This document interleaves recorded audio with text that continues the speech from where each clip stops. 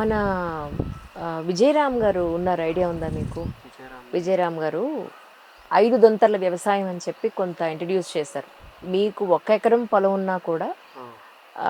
లక్షల రూపాయలు ఎలా ప్రాఫిటబుల్‌గా మీరు చేసుకోవాలి, లాభసాటిగా వ్యవసాయం ఎలా చేయాలి అనేది విజయరామ్ గారు ఎమరాల్డ్స్ స్వీట్స్ ఆయన ఉన్నారు కదా! ఆయన చెప్పారు. ఆయన వీడియో ఎప్పుడైనా చూసారా? చూడలే మేడం. ఇప్పుడు తర్వాత చూస్తాను మేడం అయితే. కానీ ఎలా చూడండి, తప్పకుండా చూడండి. ఎందుకంటే ఇప్పుడు మీరు ఆల్రెడీ వరి వేసిన చోట మిగతా పంటలు ఎలా వేసుకోవచ్చు లాభసాటిగా, ఇప్పుడు మీరు ఇది వేసారు, ఈ మధ్యలో ఎంత ఖాళీ ఉంది కదా, అవును ఈ మేడం. లైన్‌కి ఈ లైన్‌కి మధ్యలో ఎంత ఖాళీ ఉంది కదా, అవును మేడం. ఈ మధ్యలో కూడా కొన్ని వేయగలిగే పంటల గురించి ఆయన చెప్పడం జరిగింది. నేను వేరే వాళ్ళది చూసాను మేడం. మీరు చెప్పినట్టు హ్మ్. మధ్యలో ఇంత ప్లేస్ ఉంది కదా! హ్మ్. ఇది గులాబీ ఉంది కదా! హ్మ్. మధ్యలో టమాటా, మధ్యలో చిక్కుడు, మధ్యలో అవును. మిరప ఈ విధంగా వేయాలనేది వేరే వీడియోస్ చూసినా మేడం. అవును, నేను మీకు పంపిస్తాను. విజయరామ్ గారికి పంపిస్తాను. ఆయన కూడా ఏంటంటే ఒక వ్యవసాయదారుణ్ణి బతికించడం కోసం ఎన్నో రకాలైన టెక్నాలజీలు ఉన్నాయి. వాళ్ళకే గనక కొంచెం నాలెడ్జ్ ఇస్తే అద్భుతంగా పంటలు పండించగలుగుతారు లాభసాటిగా అనేది ఆయన సంతోషం మేడం. ఆ ఉద్దేశం. వీడియో పంపిస్తే వారిని ఫాలో అయితే కాంటాక్ట్ అవుతాం మేడం. తప్పకుండా అండి, తప్పకుండా మీకు నెంబర్ కూడా పంపిస్తాను. అండ్ మోరోవర్ నిజంగా ఇప్పుడు మీకు మ్యారేజ్ సెటిల్ అయిందన్నారు కదా, అమ్మాయికి ఏం చెప్పారు? నేను ఇంత చదువుకున్నాను, ఉద్యోగం కోసం ట్రై చేశాను, కానీ ఇది ఇంతే ఉందని చెప్పారా? అంటే మా ఫ్రెండ్ చెప్పిండట మేడం. ఆయన చెప్పుకుండేమో టీచర్ జాబ్ కోసం ట్రై చేసిండు, రాలేదని చెప్పిండట మేడం. ఆ, కాకపోతే నా మాట ఏం చెప్పినాడే, ఇది ఉన్నది నా పరిస్థితి, ఉమ్, ఇంత భూమి ఉంది, ఇది ఉన్న నా ఇల్లు అయితే గుంతలకు ఉంది, సీసీ రోడ్ కంటే కిందికి అయింది మేడం. ఇప్పుడు మీరు పోయేటప్పుడు చూపిస్తా. ఉమ్, నేనున్నా, నాకు 30 years ఉంది, ఉమ్, మీ ఇష్టం, ఇంట్రెస్ట్, నేను అది ఉందని చెప్పేసాను మేడం. నాకంతే, నాకు 30 సంవత్సరాలు ఉంది, ఉమ్, ఈ భూమి ఉంది, ఉమ్, ఇంకా ఇల్లు గుంతలకు ఉంది.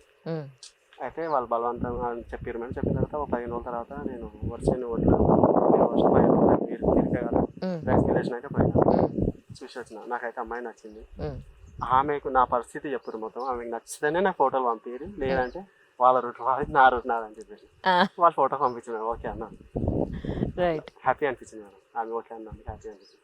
నిజం. ఆ పర్సన్ కూడా డిగ్రీ చదివిందని చెప్పారు మేడం. ఉమ్, మీరు మాట్లాడారా తనతోటి? లేదు మేడం. అయితే ఆ రోజు ఒకరోజు నేను వెళ్ళినా, ఆ, మా అన్న వాళ్ళ ఫ్యామిలీ చెల్లెలు బావని ఒకసారి తీసుకున్నాను. ఆ, వాళ్ళు 2 times వచ్చారు. ఇక పండుగ తర్వాత మాట్లాడమని అంతే మేడం. జస్ట్ ఇట్లా వయసు 2 సార్లు 5 నిమిషాలు చూసేసి వచ్చినాను. ఈ రోజుల్లో అమ్మాయితో మాట్లాడకుండా పెళ్లి చేసుకుంటున్నారా?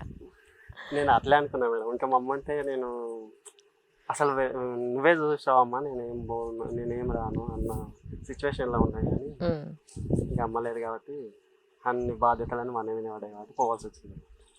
ఉమ్. అమ్మ ఒప్పుకుంటే అయిపోతుంది అంతే మేడం. అమ్మ చూసి వాళ్ళు ఓకే అన్నారంటే మనకి ఇక లైఫ్ మొత్తం సెట్ అయినట్టే మేడం.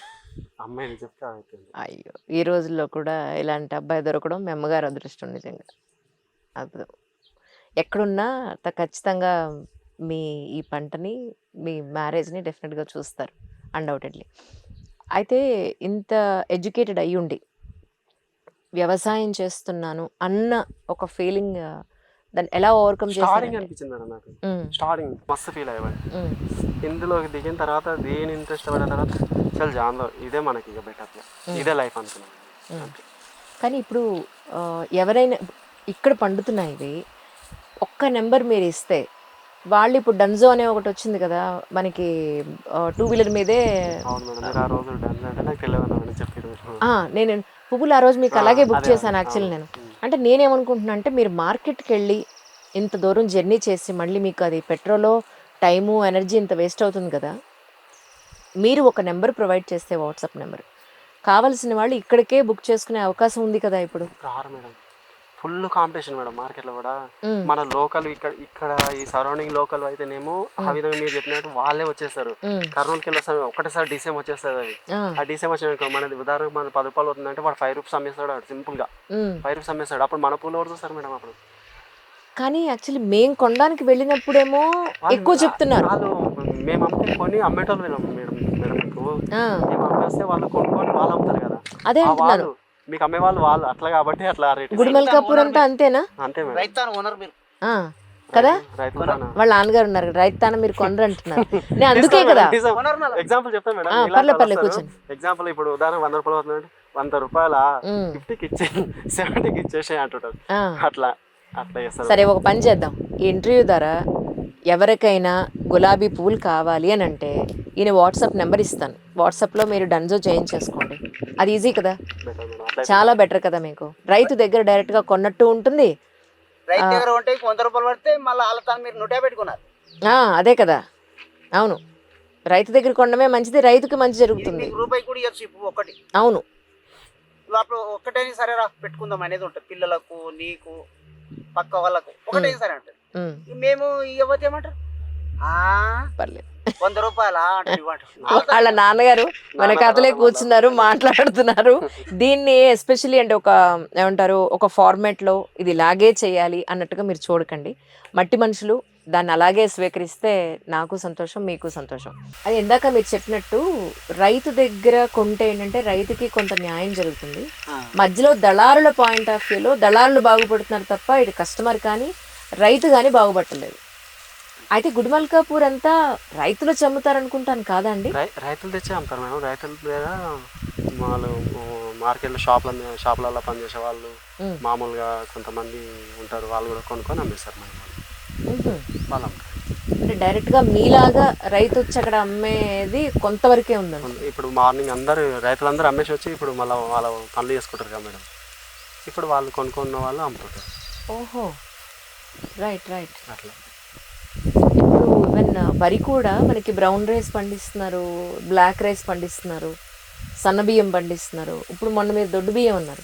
అంటే అప్పుడు దొడ్డు బియ్యం వేసినప్పుడు ఏం ఆలోచించి దొడ్డు బియ్యం వేశారు మీరు? అయితే మేడం మా దొడ్డు బియ్యం మాకు కావాలని చాలా మంది చెప్పారు. సరేలే దొడ్డు బియ్యం. ఇంకోటి ఏంటంటే మేము చిన్నప్పటి నుంచి గొప్ప బియ్యం దొడ్డు బియ్యం ఇవే తింటాం మేడం. మేము ఇష్టం గొప్ప బియ్యం తింటాం. దాని తర్వాత సన్న బియ్యం తినాలంటే మస్తు రిస్క్ అయిపోతుంది. అది నాకు బెనిఫిట్ కాదు. సరే ఒక 5 వల్ల ఇంట్లో ఉంచుకుంటే అయిపోతుంది, మిగతా అమ్మేసుకున్నాము అని అనుకున్నాం. కాకపోతే అది అప్పుడు మేము వర్షం కోసిన టైంలో ఏమైందంటే రోడ్డు మీద కోసి ఎండ కోసిన 6 రోజులు తుఫాను పడ్డాయి మేడం. లాస్ట్ ఇయర్ మే నెలలో 6 రోజులు తుఫాను పడితే ఎండ పోయాలి, మళ్ళీ కుప్ప కొట్టాలి, మళ్ళీ పడం తీసుకప్పాలి, వర్షం పడి పచ్చి అయిపోయింది. అట్లా కూడా పట్టించిన తర్వాత అన్నం మెత్తగా అవుతుంది మేడం. అన్నం వండినప్పుడు మెత్తగా అయిపోతుంది. ఎలాంటి కర్రీస్ అయినా దానికి సెట్ అయితే లేదు. ఇంకా అట్లా మిగిలిపోయినా, లేకపోతే అవి కూడా ఆగిపోతుంది.